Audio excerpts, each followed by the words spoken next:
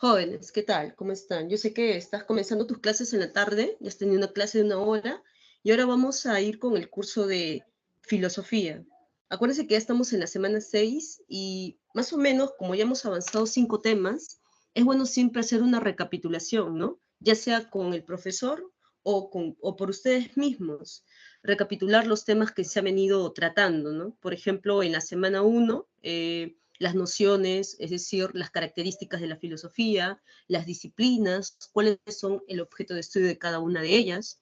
También en la semana 2, cuando vimos lo que se denominó filosofía antigua, con la famosa SPA, ¿no? Sócrates, la controversia con los sofistas, Platón, la dualidad de la realidad, y Aristóteles, ¿no? El padre de la filosofía antigua, con su propuesta de su teoría hilemorfista, su teoría de la sustancia, y la idea de los 3 tipos de alma, ¿no? Que también la tenía Platón. En el caso de la cuarta semana, por ejemplo, cuando vimos filosofía moderna, que es una etapa muy importante, ¿no? Y de la cual, ¿no? Bueno, de todos los temas vienen siempre las preguntas. En este caso también encontramos al padre de la filosofía, René Descartes o Descartes, ¿no? Planteando su racionalismo por un lado, aquí el tema es la nociología, en contraposición con lo que se llamó empirismo, ¿no? Es decir, un conocimiento basado en la experiencia, ¿no? Representado por John Locke y David Hume. Y luego, de una manera sincrética, ¿no? A manera de síntesis, llega Kant con su criticismo, ¿no? Llamado así por los textos que escribió: Crítica a la razón pura, una crítica a Descartes, crítica a la razón práctica y una crítica al empirismo, ¿no? Es decir, ni uno de los dos bandos por sí solo puede fundamentar el conocimiento, se requiere de ambos, al menos para un conocimiento científico que en ese momento, como es la época moderna, se estaba promocionando, ¿no? Y Kant también. Y en la semana de la filosofía contemporánea, ahí estuvieron, ¿no? Estos 4 autores que vimos: Hegel, Comte, Marx y Nietzsche, ¿no? El saber absoluto por parte de Hegel, en el caso de Comte, los 3 estadios con su cientificismo, ¿no? Más que filósofo es cientificista, diríamos, de Comte. Luego viene Marx con algunos planteamientos muy parecidos a los de Hegel, pero al revés, ¿no? Acuérdense que él tiene esa famosa expresión de que eh, como Hegel, pero no poniéndolo en su sitio, ¿no? O mejor dicho, al revés. Y en el caso de Nietzsche, con su pensamiento voluntarista, ¿no? Y de ahí viene la idea del superhombre y cómo este se va a realizar a través de los cambios de valores, la famosa, el cambio de la tabla de valores o transvaloración, como él lo llamaba también. Y obviamente su vitalismo, ¿no? El sí a la vida, en contraposición a los valores cristianos, de los cuales él era muy crítico. Entonces, toda esa recapitulación es muy bueno que tú lo vayas realizando, ¿no? Para que puedas llevar un óptimo examen. Ahora, ¿no? Y luego también, por supuesto, la filosofía latinoamericana o del Perú, ¿no? En donde se ven las distintas etapas muy parecidas, o por no decir iguales, a las etapas que también sucedió en Europa, ¿no? Se habló del escolastismo, se habló de, el, por ejemplo, también de la ilustración, del romanticismo, ¿sí o no? Del positivismo, del espiritualismo y de la filosofía social y actual, ¿no? Cada uno con su representación, con sus representantes y con su propia problemática, ¿no? El siglo XX, por ejemplo, la filosofía social, como se llamó, convulsionada, ¿no? Por todos los conflictos políticos, sociales que había, no solo aquí en Latinoamérica, sino también en Europa, ¿no? Siglo XX, la época, el siglo de las guerras, y que también afectó, por supuesto, aquí, ¿no? En Latinoamérica. Y desde luego las dos problemáticas que plantearon, ¿no? Por parte de Salazar Bondi y Leopoldo Sea, ¿no? Salazar Bondi diciendo de que había una filosofía, pero no era auténtica, y Leopoldo Sea que sí, ¿no? Sí había una filosofía auténtica. Para el día de hoy tenemos el tema de lógica, ¿no? Lógica también a veces es considerada en algunos manuales que puedas haber revisado como una de las disciplinas también de la filosofía, ¿no? Entre la ontología, ética, política, nociología, a veces se colocaba la lógica como una disciplina más, lo cual no está mal, pero en este caso no, lo estamos viendo como un apartado.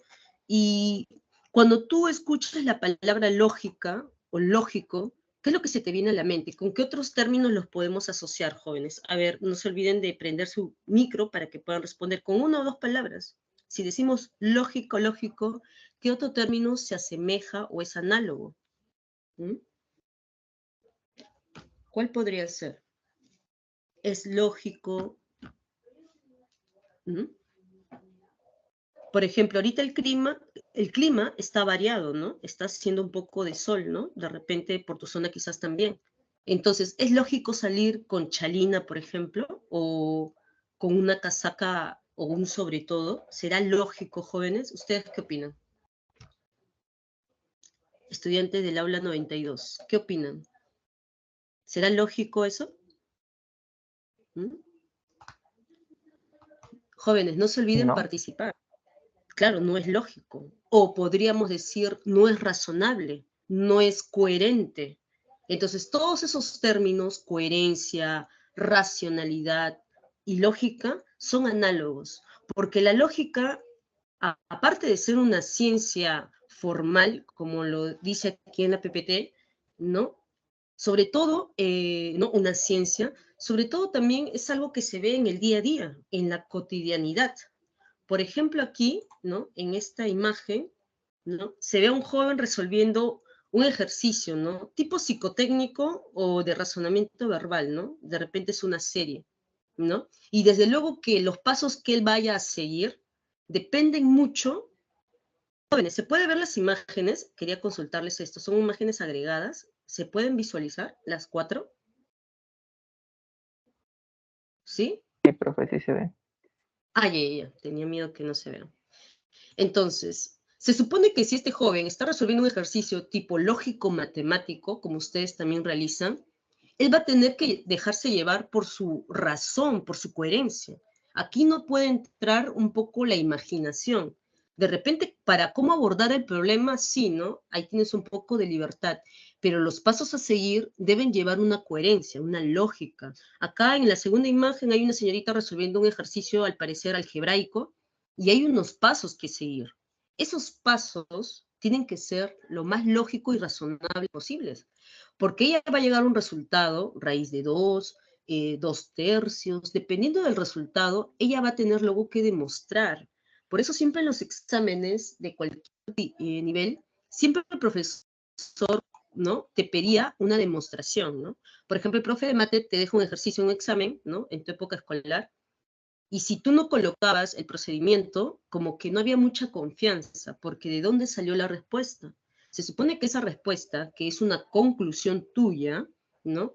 Debe haber pasado por un procedimiento, ¿no? Y ese procedimiento tiene que quedar, la palabra es demostrado. El término demostración también es parte de la familia de la lógica, ¿no? Se debe demostrar algo, ¿no? Si tú hiciste algo en la vida, también lo puedes demostrar o explicar, si se quiere también, ¿no? Entonces, la lógica, ¿no? Se maneja así. Por ejemplo, aquí, ¿no? Hay una imagen de un estudiante, una o un estudiante que realiza sus esquemas, ¿no? Tú, como ya estás en la semana 6 y quieres repasar tus cinco temas, de todos tus cursos, es lógico que tienes que hacer un esquema, ¿no? Porque imagínate todos los cursos que llevas. ¿Por qué? Porque eso te garantiza que en tus simulacros o en cualquier otra práctica que tengas, ¿no? El resultado sea óptimo para ti, ¿no? Caso contrario, no pasaría eso, ¿no? No sería lógico o coherente pensar que una persona que no estudia, repasa o realiza sus técnicas de estudio no apruebe, ¿no? Tiene que aprobar. Y si no lo hace, sería ilógico pensar que aprobara. Es decir, que un estudiante apruebe un examen debido a que ha estudiado es lo más lógico, ¿no? Lo ilógico sería al revés, ¿no? Que no estudie y apruebe, ¿sí o no? Eso ya sería producto del azar o de otras cuestiones, ¿no? Pero si nos vamos a la lógica, a la razón, entonces si alguien estudia, repasa bien sus temas, es lógico que apruebe, ¿no? Es lógico que salga con una nota aprobatoria. Entonces, la lógica, si bien es cierto, es una ciencia formal, ¿no? También es parte de la vida cotidiana. Y en este caso, ahí tenemos a Aristóteles y Gottlob Frege, ambos son padres de la lógica. Aristóteles, como pertenece a la civilización griega antigua, es padre de la lógica clásica. Y Frege, por lo tanto, por deducción, jóvenes, será padre de la lógica moderna. ¿Por qué? Más adelante vamos a decir por qué él es el padre de la lógica moderna, ¿sí? Para empezar, aparte de ser una ciencia formal, la lógica, es también una especie de instrumento, ¿no? El propio Aristóteles lo llamó así en su texto, jóvenes. Por ejemplo, aquí, bueno, cuando veamos la parte histórica, ahí vamos a ver el libro que escribió Aristóteles, que se llama Organum, y órgano también es un término que se asocia con instrumento, ¿no? Lo que pasa es que a veces este término de instrumento, en algunos ámbitos, puede sonar un poco peyorativo, ¿no? Es decir, más que una ciencia, la lógica nos sirve para algo, porque es un instrumento, algo que nos sirve para algo.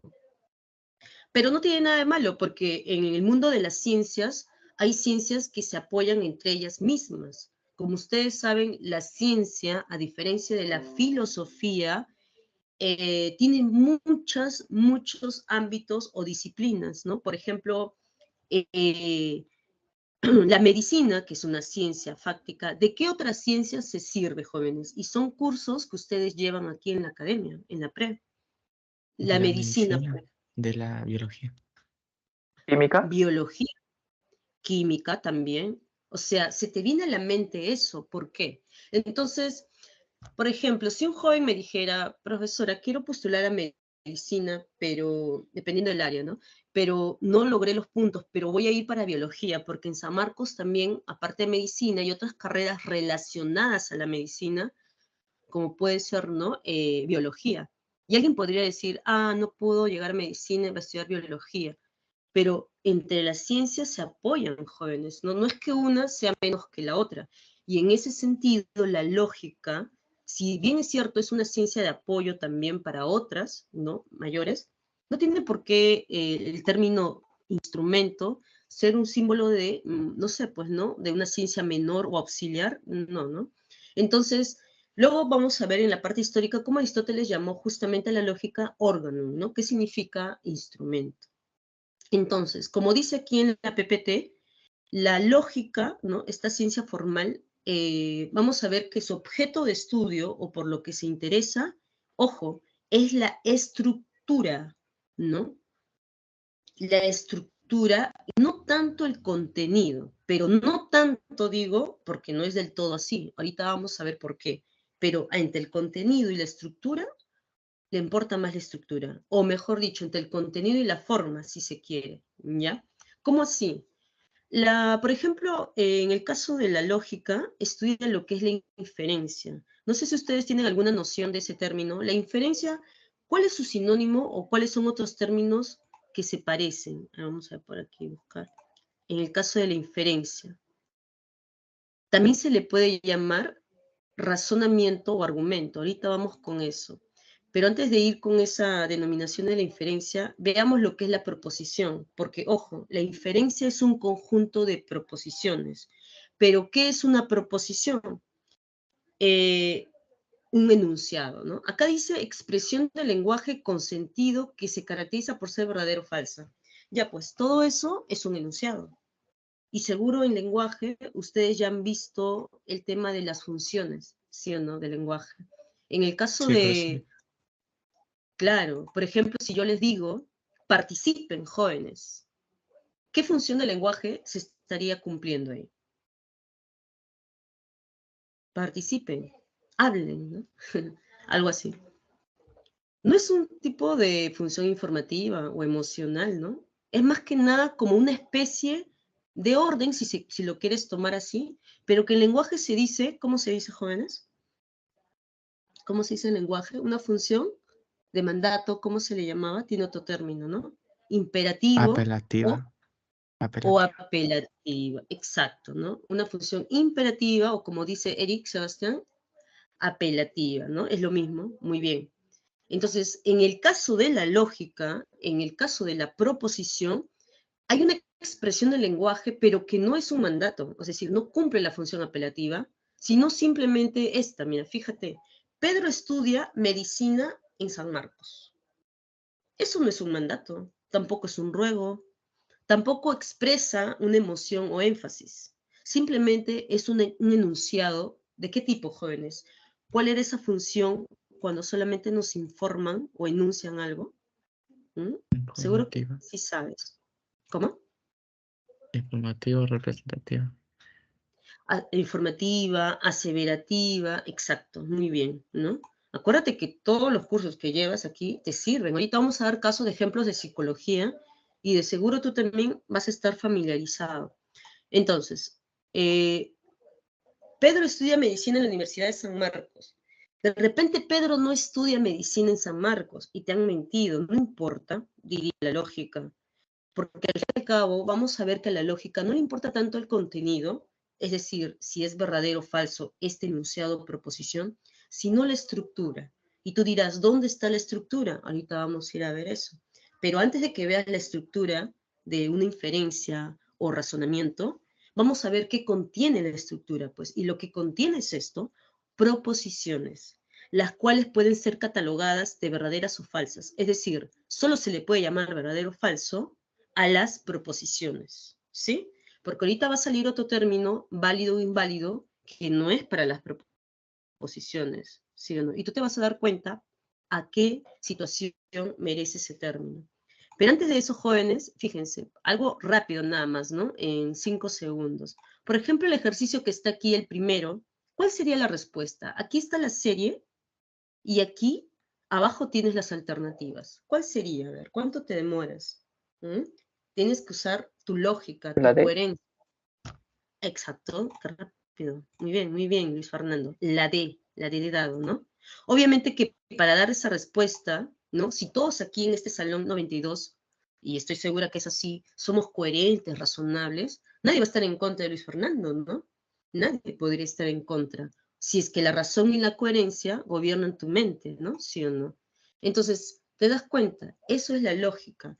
Es decir, la respuesta que ha dado se sigue de esta serie que está aquí, sí. Así vamos a ver qué es la inferencia, ¿no? Es decir, siempre se llega a una conclusión, pero esta conclusión se va a tener que derivar de las premisas. En este caso, en este ejercicio, las premisas son, ¿no? El punto 1, 2 puntos, 1, 3, 4 puntos, punto 5 y XX. Hay una serie, hay una relación, ¿no? Hay una razón, por eso le llaman en razonamiento matemático, se le dice, creo, razón, ¿no? Que se sigue de esta serie y se llega a una respuesta. Incluso su compañero lo podría demostrar. Por ejemplo, en el número 2 hay un contraejemplo de lo que no es lógico, ¿no? Por ejemplo, acá tenemos, ¿qué teorema, jóvenes? De Pitágoras. Exacto, ¿no? De ese filósofo que se hizo llamar así, ¿no? ¿Qué eres? Le dijeron a Pitágoras, filósofo, al no saber qué respuesta dar, ¿no? Cuando le preguntaron, ¿y tú qué haces? Y como él no tenía una respuesta clara, dijo, pues soy filósofo. Y entonces él planteó este teorema, teorema de Pitágoras, como dice su compañero, ¿no? Y si quiere aquí, ¿no? Haya la respuesta, ¿no? Y si algún estudiante intrépido, ¿no? O sagaz, un poco podría decir, aquí está, ¿no? Porque la pregunta, ¿no? Dice, hay a la X, ¿no? Aquí está. ¿Por qué estaría mal, no?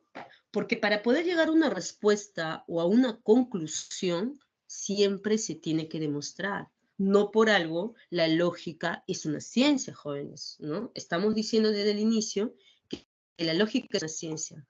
Formal, pero es una ciencia. ¿Por qué? Porque hay ciencias fácticas, ¿sí o no? Es decir, ciencias cuyo objeto de estudio sí están, por así decirlo, en la realidad y que podemos ser susceptibles a ellas, ¿no? Es decir, podemos verlas, tocarlas. En el caso de las ciencias formales, que son dos, la lógica y las matemáticas, sus objetos de estudio no podemos verla. Por eso todo es a nivel de la racionalidad, ¿no? Todo es a nivel de la mente.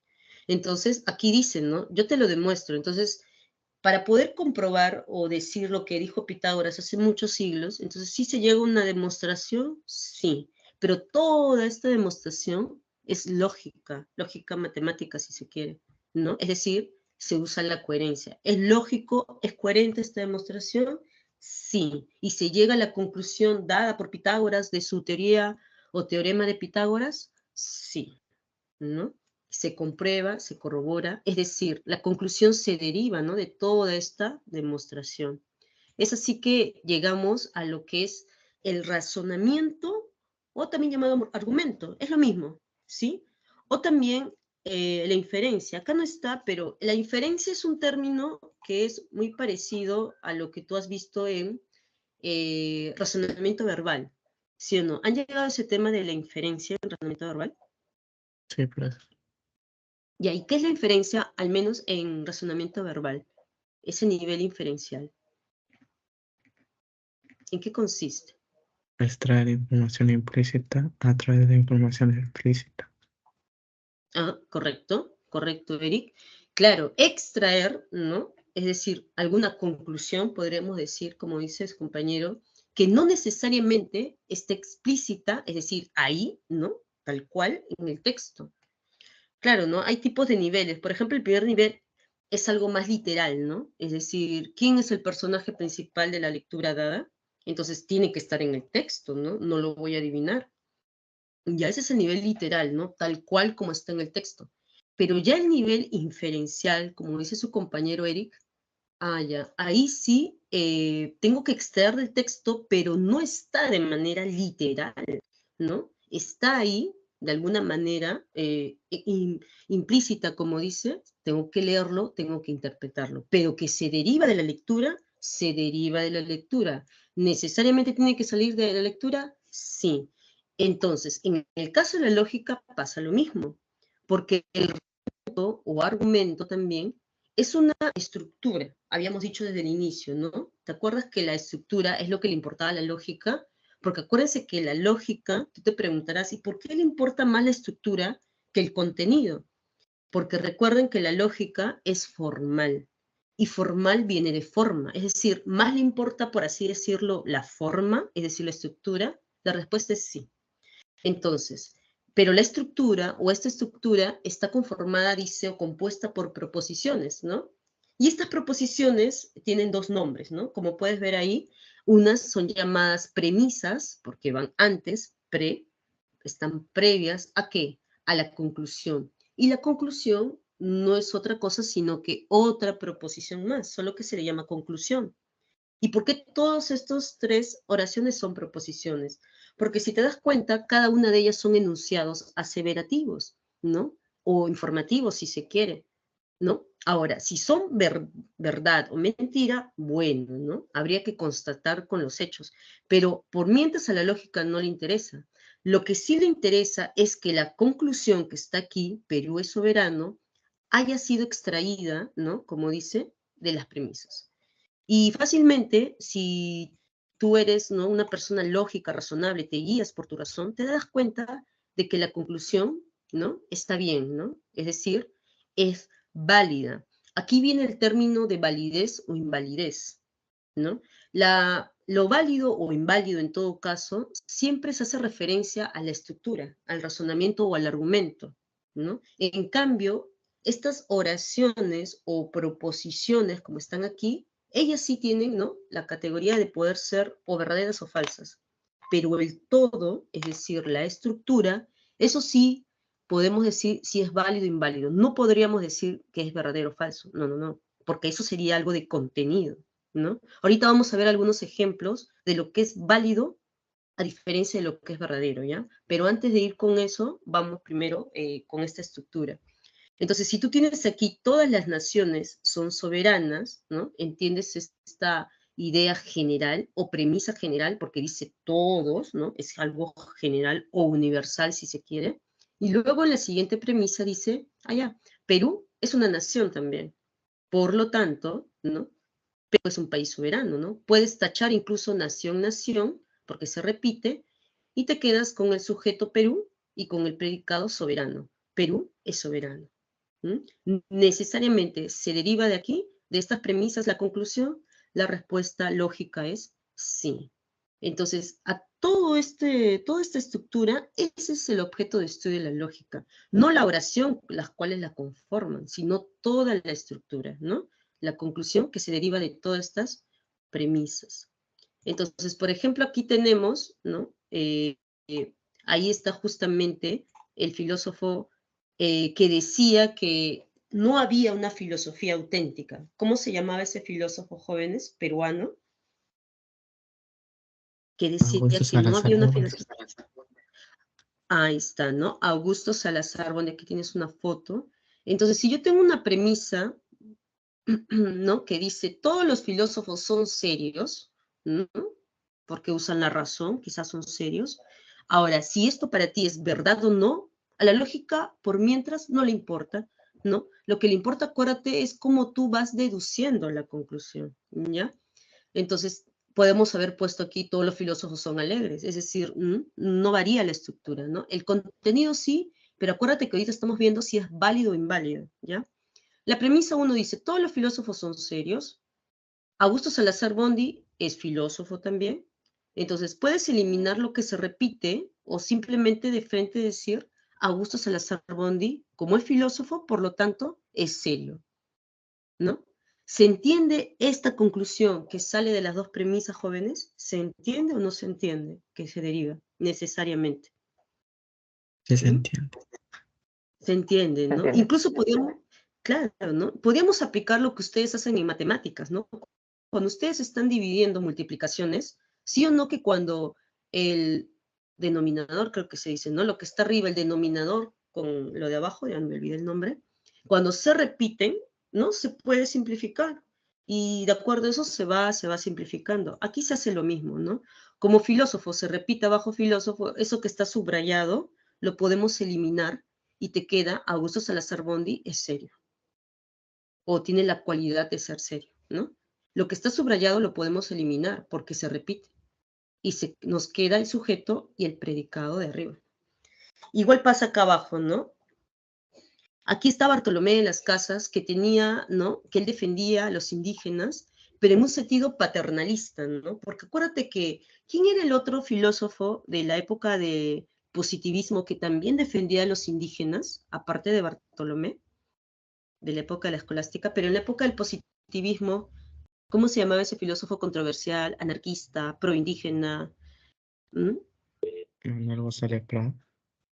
Manuel González Prada, ¿no? Manuel González Prada también, al igual que Bartolomé, protegía, o mejor dicho, más que proteger, defendía la independencia del indígena. Pero si te das cuenta en esta imagen, sí o no que Bartolomé, también como cura por su oficio que es, los defendía desde una posición paternalista, ¿no? Es decir, como hijos o como hermanos menores, si se quiere. Pero Manuel González Prada, en su posición nietzscheana, ¿no? Él, del voluntarismo, él decía, ¿no? El indígena debe independizarse, pero no bajo la tutela de un español, sino por sí mismo, ¿no? Por eso viene el tema de su voluntarismo nietzscheano de Manuel González Prada, ¿no? Que también se lo asociaba con pensamientos anarquistas, proindígenas, ¿no? Una serie de ismos con los cuales se le asociaba a este filósofo Manuel González Prada. Entonces, para nuestro ejemplo, ¿no? La premisa, todos los españoles defendieron a la población indígena. De repente para ti no es del todo cierto que todos, ¿no? Porque ¿quién estuvo en la controversia de Valladolid? Bartolomé de las Casas, ¿con quién, jóvenes, estuvo en la controversia de Valladolid? Inés de Sepúlveda. Exacto, Eric, Ginés de Sepúlveda. Y Ginés de Sepúlveda era un aristotélico, obviamente utilizando la teoría de Aristóteles, decía de que al no tener la suficiente racionalidad los indígenas, no tenían alma, ¿no? Porque la razón se asociaba con el alma, ¿se acuerdan? Entonces, tú puedes decir, pero eso no es cierto, no es verdad. Y claro, corroborando con los hechos del pasado, podemos decir eso, pero no es necesario que aquí eso sea discutible, porque acuérdate que a la lógica le interesa la estructura, la conclusión, no tanto el contenido. Entonces nos vamos a la estructura y leemos, ¿no? Todos los españoles defendieron a la población indígena. Premisa 2, Bartolomé de las Casas es o fue español. Entonces, si eliminamos lo que se repite, ¿no? Lo que está subrayado, nos queda la conclusión de que, por lo tanto, Bartolomé de las Casas defendió a la población indígena, ¿no? Aparte de que esta conclusión, esta proposición es verdadera, la conclusión es válida porque se deriva de las dos premisas, ¿no? Estamos usando la lógica, estamos demostrando, ¿no? A través de la eliminación, por ejemplo, en este caso, del sujeto de la premisa 2 y del predicado del sujeto de la premisa 1 y la eliminación del predicado de la premisa 2, y nos queda nuestra conclusión, ¿no? El sujeto Bartolomé y el predicado población, o que defendió la población indígena. Entonces, esta estructura, ¿no?, llamada razonamiento o argumento, es lo que le interesa a la lógica, ¿no? Pero entonces, lo que podemos decir de verdadero o inválido, ¿dónde queda, no? Acuérdense que esta estructura se puede decir válida o inválida, ¿no? En el caso de los dos ejemplos, ambas son válidas, porque nos hemos dado cuenta que se derivan necesariamente de las premisas.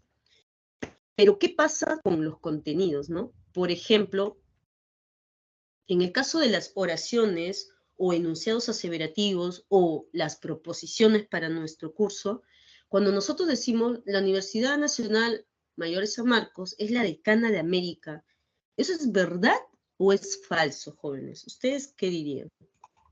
¿Qué tienes que hacer para saber? ¿Verdad? ¿Verdad? ¿Y qué tenías que hacer para decir que es verdad o falso? ¿Qué tenías que haber hecho? ¿Qué se hace para saber si algo es verdad o mentira? Si yo te digo ahorita, ¿no? Tú estás ahorita en tu cuarto, sentado, ¿no? En tu mesa, con tu laptop, tu celular, atento, escuchando la clase, y si yo te digo, ¿no? Ha empezado a llover un poco fuerte, para que tú sepas, ¿o no? O creas lo que estoy diciendo, que es verdad, ¿qué tendrías que hacer en este momento? Si quisieras saber la verdad. Comprobarlo. Comprobar.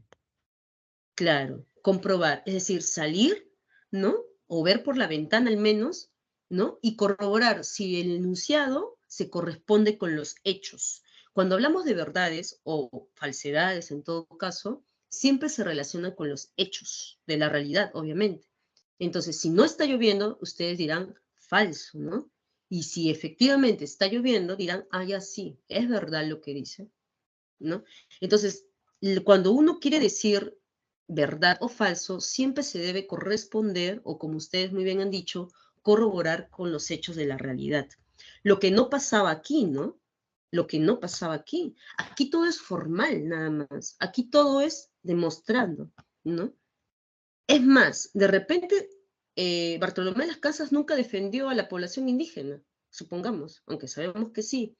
Pero si se ha derivado necesariamente de las premisas, claro, no podemos decir que es verdadero, pero sí podemos decir que es válido, válido, porque la validez o invalidez no se corrobora con los hechos, sino con la demostración lógica, formal de las premisas, ¿no? Todo esto es la estructura. Entonces, ya, claro, la Universidad San Marcos es la decana, pues porque decana significa la más antigua, ¿no? Y San Marcos ya tiene, pues, o ya hace desde 1551, es la más antigua, aunque hubo un tiempo que hubo una controversia, ¿no? Con otra universidad, pero no, al final tú sabes que San Marcos, ¿no? Es la más antigua. Lo mismo pasa cuando decimos Dinamarca es un país asiático. ¿Eso es verdad o falso, jóvenes? Falso. Dinamarca. ¿Mm? Falso. Falso. ¿Eso? ¿De dónde es, entonces? Si no es de Asia. Europa. Claro, ¿no? Si no es de Asia, lo más probable es que sea de Europa, ¿no, jóvenes? Porque de América, claro, y justamente, me voy a Google Maps o a, ¿no? O a imágenes en Google y me doy cuenta que Dinamarca, por acá, ¿no? Copenhague, Noruega, acá está, pertenece o está dentro del mapa político de Europa, ¿no? Entonces, aquí la oración, o el enunciado, mejor dicho, bueno, es una oración, ¿no? Pero para el término de la clase, esta proposición sería falsa, ¿no? Claro, porque estoy corroborando que no es así. Entonces, solo se llama falso o verdadero a las proposiciones. Pero recordemos que las proposiciones conforman la estructura de un argumento o razonamiento, pero que a la lógica le interesa la formalidad. Solo le interesa que la conclusión se derive necesariamente de las premisas, ¿no? Entonces, por eso cuando tú tienes esta PPT que te habla de la verdad y la validez, tú te das cuenta por tu curso de lenguaje, ya, entonces la verdad, ¿no? Se asocia con la semántica, es decir, con la definición, ¿no? O el contenido de las palabras, ¿sí o no? ¿No? Acá dicen proposiciones o enunciados, ¿no? La Universidad Nacional de San Marcos es la más antigua, ¿no? Decir antigua, la más antigua es lo mismo que decir decana, ¿no? Decana significa la más antigua. Entonces tú corroboras y dices, ah, ya, sí, es cierto, es verdad. Solo se puede decir verdad o falsedad de las proposiciones o enunciados. Y luego, cuando se habla de validez, ya no es una cuestión semántica, ¿no? De contenido o de definición del término, sino sintáctica. ¿Con qué tiene que ver, jóvenes? ¿Se acuerdan? La sintaxis, el lenguaje. Cuando se dice sintaxis, A ver qué función cumple la palabra en una oración. exacto, la sintaxis, Eric, se refiere no al contenido, sino más bien a la función, ¿no? Cuando decimos pizarra blanca, supongamos que estamos en clases presenciales, pizarra blanca, entonces ahí, en su sentido semántico, jóvenes, o morfológico, pizarra, ¿qué es? ¿Cómo se le denomina en un sentido semántico? Dentro de una oración, ¿cómo se llama pizarra? O blanco, mejor dicho. O pizarra también, si quieren. ¿Cómo se les llama? ¿Qué es pizarra? ¿Qué es blanco? Pizarra blanca, bueno, blanca, ¿no? Pizarra blanca. A la pizarra se le llama sustantivo y a blanca se le llama Adjetivo. adjetivo. En un sentido Adjetivo. semántico, claro, pero en un sentido, Luis Fernando, en un sentido sintáctico, pizarra ya no es sustantivo, ¿no? Ni blanca es adjetivo. ¿Cómo se les llama? ¿O qué funciones cumplen en todo caso? Ya que es sintaxis. Sujeto. Núcleo de sujeto y blanca, Modificador objeto, directo. objeto directo. Entonces, en lenguaje ustedes saben que no es lo mismo la semántica que la sintaxis. Esto también va a servir para cuando ahorita veamos lo que son las falacias, jóvenes, las falacias de anfibología sobre todo, porque ahí entra el lenguaje. Entonces es muy importante por eso todos los cursos, ¿sí o no? Entonces, ¿ves? La noción sintáctica que implica una propiedad que poseen los razonamientos, ¿eh? ¿Mm? Esto es lo mismo como los ejemplos que vimos al inicio, ¿no? La P es alguien que está estudiando y la Q es su nota probatoria.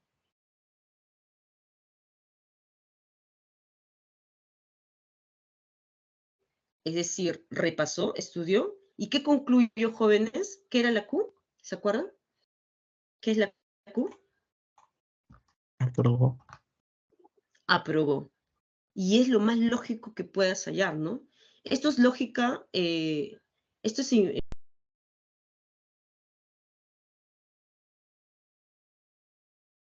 porque nosotros más adelante vamos a ver lo que es la lógica no formal, ¿no? Que abarca lo que es el ámbito psicológico y lingüístico. Pero este ejemplo del modus ponens o silogismo disyuntivo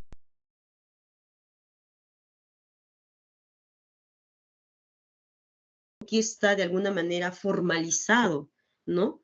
Porque P es lo mismo que decir estudió y Q es lo mismo que decir aprobó, ¿no? Estudió, entonces aprobó. Ah, él estudió, por lo tanto, aprobó. ¿No? Claro, es lo más lógico. Y en el caso del silogismo disyuntivo, ustedes saben que la disyunción, esto es de la optativa, ¿no? O pollo a la brasa o pizza, ¿no? Si sales a pasear con tu familia, ¿qué es lo que suelen comer, no? Supongamos que comen eso, puede ser otras comidas también. Pizza o pollo a la brasa, ¿no? La P de pizza y la Q de pollo a la brasa, ¿no? Esa rayita media como oblicua, más o menos, es la negación, jóvenes, ¿no? Entonces, está negando de que no va a comer pizza. Entonces, ¿cuál es la conclusión más lógica según tu pensamiento, según tu razonamiento? Dice que no va a comer pizza, por lo tanto, ¿qué crees que va a comer si tenía dos opciones? No va a comer pizza, por lo tanto, comerá Pollo a la brasa. pollo a la brasa, ¿no? Cualquier otra respuesta saldría del marco de la lógica, ¿no, jóvenes? Por lo tanto, comerá helados, ¿no? O comerá parrillada. No tiene lógica porque ya habíamos dicho que o bien va a comer pollo, pizza, perdón, o pollo a la brasa. Como sé que no va a comer pizza, por lo tanto, deduzco, ¿no? Que va a comer pollo a la brasa. ¿Mm? Entonces, Claro, y este es ¿no? válido.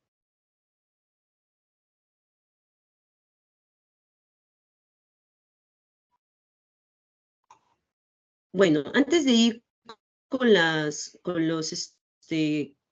con las falacias jóvenes, que eso siempre viene, un poquito de historia, hacia algo rápido nomás para avanzar. En el caso de, ¿no? Siempre está dividido así la historia, ¿no? En la parte antigua, la etapa medieval y moderna. En la etapa antigua ya sabes, ¿no? Aristóteles es el padre. ¿Por qué? Porque como buen tratadista, así como hizo el Tratado del Alma, y por eso es el padre de la psicología y también el padre de la filosofía también, así también escribió el Tratado de Lógica, o llamado órgano, que significa instrumento, acuérdense, porque es aplicado para algo, ¿no? Por eso es el padre, jóvenes, porque Aristóteles en general es un tratadista, y que en su texto, ¿no? Hizo este tipo de demostraciones, ¿no? Como puedes ver aquí. En el caso de la época medieval, ¿no? De la época teocentrista, están filósofos como Boecio, Tomás de Aquino, que seguro conoces, ¿no? Aristotélico, y que también ahí, ¿no? Se trató de demostrar, de alguna manera, también a través de la razón, fe y razón, la existencia de Dios, por ejemplo, ¿no? Y ya para irnos acercando a la modernidad, ¿no? Entre lo medieval y la modernidad, jóvenes, porque acuérdense que la época medieval es hasta el siglo XV, ¿no? Ya por el siglo XIV, ¿no? Porque fíjate aquí, este señor, este filósofo que ves aquí, que también era teólogo, Guillermo de Ockham, marca el puente entre la filosofía medieval o la época medieval y la época moderna, ¿no? Es decir, Guillermo de Ockham, que no está dentro acá del temario, pero para marcar el puente, jóvenes, ¿ves? 1349, él ya estaba, ¿no? En la época de siglo XIV mediados, cuando ya la época medieval estaba en crisis.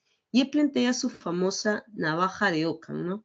Navaja, ¿por qué? Porque la navaja corta, ¿no? Simplifica. Entonces ahí tienes su principio de simplicidad. Es decir, las cosas, si se pueden decir de manera simple, es mejor decirlas así.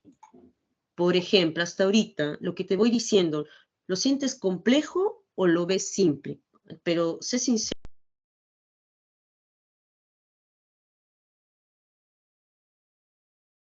o te parecen simples para el entendimiento de todos. ¿Qué opinan ustedes, jóvenes? Para mí medio complejo. Claro, por la misma clase, los términos son complejos, ¿no? Pero como dice Guillermo de Ockham, si se puede explicar de la manera más simple, o como dice aquí, ¿no? Más sencilla, esa será la explicación correcta, ¿no? Entonces, desde aquí, desde Guillermo de Ockham, ya se estaba atisbando o acercando, ¿no? A un lenguaje simplificado. Porque acuérdense que la lógica está de la mano con el lenguaje, ¿sí o no? Estábamos viendo hace unos momentos oraciones, enunciados, ¿sí o no? Está muy relacionado con el lenguaje. Entonces, Ockham decía, ¿no? Si algo que puedes explicar lo puedes decir de una manera lo más sencillo posible, pues esa será la explicación más correcta, ¿no? Entonces la idea es más bien cortar, por así decirlo, ¿no? Ahí está la navaja, ¿no? Y hacer las cosas más sencillas. Y luego viene por eso la época moderna con Leibniz, Boole, Frege y Shannon, ¿no? Frege, ¿por qué aquí está resaltado? Porque, como decíamos desde un inicio, Frege, por ejemplo, es el padre de la lógica moderna, ¿no? Porque él, ¿no? Con Boole y los demás, plantearon una lógica más de tipo matemática. ¿Y qué significa esta lógica matemática? Es más simbolista, ¿no? Tú sabes que las matemáticas, todo es signos, ¿no? Simbología, signos, sí o no. No hay ahí para leer tanto, más que el enunciado que te deriva a una demostración, pero todo es aplicado, ¿no? Numérico, simbólico. Entonces, ya en la lógica moderna, que es la lógica matemática, puedes ver entonces aquí cómo Frege, Boole plantearon, ¿no? Cuestiones como estas, ¿no? Ejemplo, la negación va a ser este tipo como una raya oblicua, la conjunción va a ser como una V volteada, la disyunción una V, y así, ¿no? Signos, ¿ves? Símbolos alternativos, símbolo en este artículo, entonces dependiendo del autor, ¿no? Va a tener su simbología. Entonces, cuando el lenguaje se vuelve símbolo, estamos hablando de un lenguaje, de una lógica ya moderna, ¿no? Shannon, los circuitos eléctricos; Frege, la lógica predicativa; Bowle, la lógica matemática. Leibniz, bueno, ¿no? Es el padre o precursor de la lógica matemática, pero al fin y al cabo Bowle es el que lo desarrolla, ¿sí? Ahora sí pasamos, jóvenes, a lo que es las falacias de atingencia y las falacias de ambivología. Si te das cuenta, las falacias de atingencia en este caso son 6 y las de anfibología son 3 nada más, ¿no? Entonces son 9 en total. Acuérdate que aquí estamos viendo falacias o la lógica no formal. En este caso, en las falacias de atingencia, son falacias de tipo psicológicas, en donde de alguna manera se quiere sugestionar a la persona para que crea algo, ¿no? Acuérdate que la palabra falacia viene de falaz. Es decir, si bien es cierto una falacia se presenta como un razonamiento que parece válido, ¿no? Que parece creíble ante tu razonamiento, la respuesta es que no lo es en realidad, ¿no?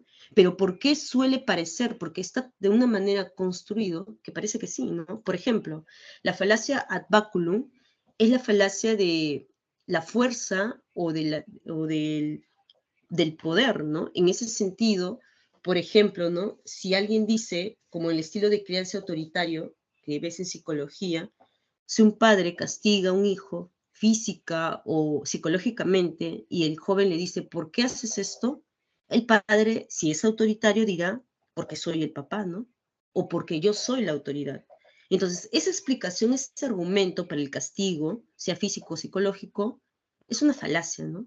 Porque no puedes decir que realizas algo porque eres autoridad o apelando a la fuerza en todo caso, ¿no? O como este tipo de pseudo amenazas, ¿no? Como dicen algunos casos, ¿no? Si no ordenas tu cuarto, entonces no te dejaré salir por la tarde, ¿no?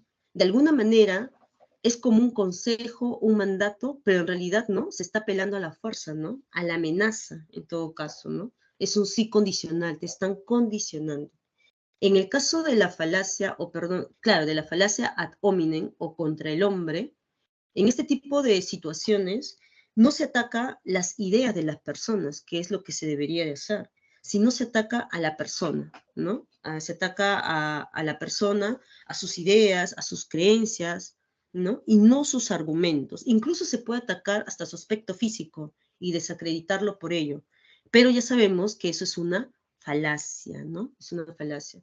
La falacia ad ignorantia o de la ignorancia, jóvenes, plantea de que cuando no hay pruebas de algo, entonces se puede deducir una afirmación o negación, ¿no? Por ejemplo, ¿no? El clásico ejemplo de los fantasmas o extraterrestres, ¿no?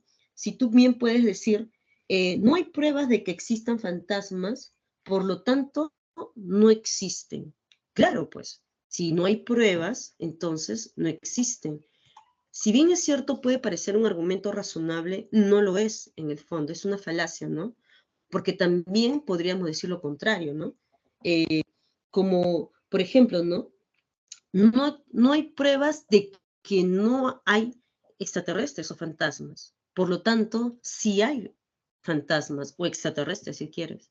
Entonces, caeríamos en el mismo círculo vicioso de afirmar o negar algo solo por el hecho de que no hay pruebas o de que hasta ahora no se ha comprobado lo contrario, ¿no? Eso sería la falacia por ignorancia.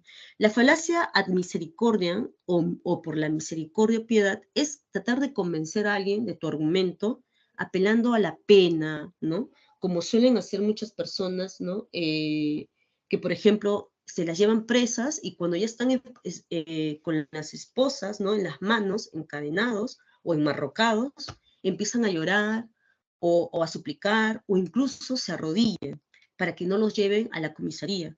Entonces, ahí la persona está apelando a la misericordia y piedad, ¿no? Y a pesar de los hechos o delitos que ha cometido, quiere apelar a la pena, ¿no? Empieza a llorar o empieza a decir que tiene 5 hijos y que no, ¿quién los va a mantener? Entonces, claro, está tratando de argumentar y explicar, pero obviamente es una falacia porque está apelando a la pena o a la piedad. La falacia ad verecundiam Acuérdate, ver de verdad, aunque sea para que te acuerdes, para que lo asocies, está relacionado con la verdad o no de lo que pueda decir una autoridad. Pero ¿autoridad de qué, no? Si tú, por ejemplo, quieres empezar una dieta sana, entonces la autoridad para que te guíe en eso debe ser un nutricionista, ¿no? No va a ser tu mejor amiga o tu mejor amigo que no ha estudiado nutrición, ¿no? Digamos. Entonces, si tú quieres ser un buen deportista, ¿no? Quieres practicar un deporte y quieres una recomendación de una academia, no le vas a preguntar a un cantante o un artista, ¿no? Te lo tiene que decir alguien especialista o como llaman aquí, una autoridad en el asunto. Es decir, alguien que ya haya estudiado en una academia o que sea un profesor de deportes, ¿no? Es decir, la falacia de la autoridad significa que tú apelas a la verdad de una autoridad al margen de su oficio, ¿no? ¿No? En el caso de la falacia populum, populum, popular, o masa, o pueblo, apelas al argumento de que porque lo dijo la mayoría, ¿no? Debe de ser cierto, ¿no? Ese presidente de tal país X, ¿no? Es muy popular, ¿no? Es decir, tiene 70% de aprobación, es la mayoría, si unos 70%. Entonces debe ser un buen presidente, ¿no? Parece razonable concluir así, pero en el fondo sabemos que no, porque eso sería apelar a la falacia ad populum o de la mayoría, ¿no? No porque la mayoría piensa de una forma quiere decir que sea correcto, ¿no? No por algo, jóvenes, como dicen algunos, ¿no? A las moscas que les gusta, ¿no? A 1 millón de moscas les gusta la basura, por ejemplo, perdonen el término, ¿no? Entonces ahí nomás te das cuenta, no porque a la mayoría le parece algo, quiere decir que sea verdad, ¿no? Hay que tener cuidado con eso, es una falacia. Si nos damos cuenta, las falacias de inteligencia se relacionan con la psicología, la sugestión y de alguna manera la manipulación psicológica, ¿no? En cambio, las falacias de ambigüedad se relacionan más con el habla cotidiana, con el lenguaje. Por algo no se llaman ambigüedad. Ambigüedad, acuérdense que significa cuando hay ambos sentidos. Y si hay doble o ambos sentidos, eso crea confusión. Y en la lógica no puede pasar eso, jóvenes. Solamente hay un sentido de las cosas. No puede haber un doble sentido, ¿no?